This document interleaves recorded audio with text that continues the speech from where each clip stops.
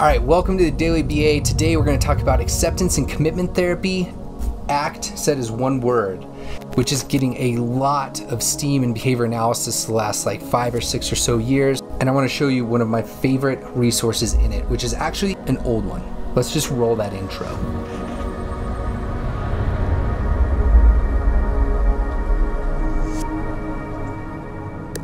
So Hayes, Strassel, and Wilson wrote Acceptance and Commitment Therapy originally in 1999, what they call an experiential approach to behavior change.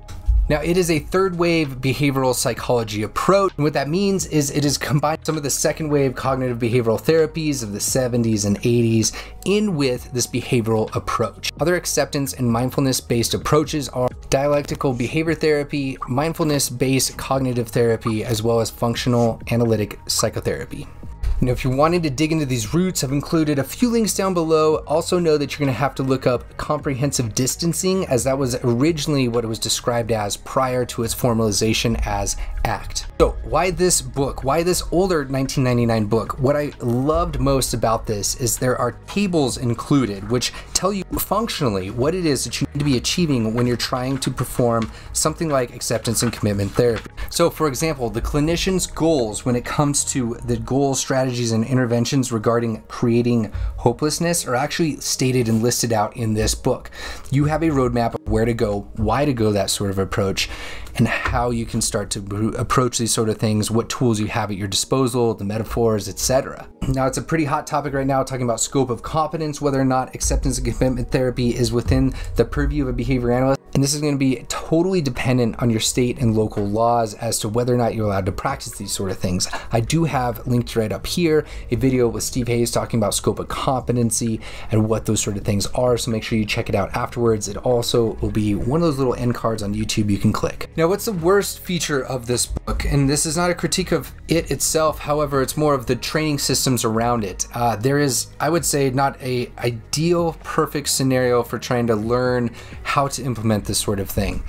What do I mean by that?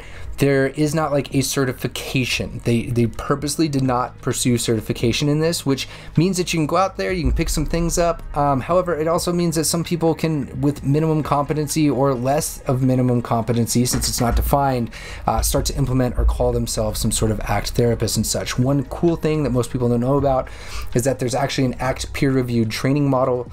If you go out there and search for ACT peer-reviewed trainers, these people in a sense have had a different level of training than others that are out there. Now, one thing we've talked about on this channel as well is the ACT boot camps. I'm going to link them down below. If there's any that are coming up, you can go check them out. These are how I approached trying to get some training in this sort of area. I went in 2013 in the Orlando boot camp. It was a really fascinating, different experience. So if you're a behavior analyst, know that it will not be like your typical conference. You are asked to work with other people. Like, you're going to approach different things. So another question that I get often is like, is it difficult? And I would say it's not difficult in the sense of the readability and how you're going to go about it. If you are somebody that is in a bachelor's program, master's program, you're going to be able to churn through this thing without a problem. If you're interested in mental disorders, behavioral disorders, when it comes to language, cognition, and how those sort of things start to affect our mental health and our behavioral patterns, this is definitely going to be for you. But it was not written for the behavior analyst. It was written for people that are interested in different branches of psychology outside of behavior analysis. So there are a lot of mid-level terms that are used that are not defined specifically in ways that behavior analysts may enjoy and like. Not that you can't go find those, but it's not going to be here. So this, in a sense, is your roadmap to understand the why and the how and where it came from. However, it's not your definitive guide as to the fine details that behavior analysts usually call for. All right, lastly, if you're interested in things such as peak and these different relational sort of approaches to understanding human language cognition and teaching these sort of things, this is, in a sense, what is fueling some of those sort of tools. So I would highly suggest, even for the historical significance, if you're implementing those sort of things, just grab this book, check it out. It is actually one of my favorite chapters ever, is the first chapter. I love the way that it introduces behavior analysis. Like, it is the most welcoming thing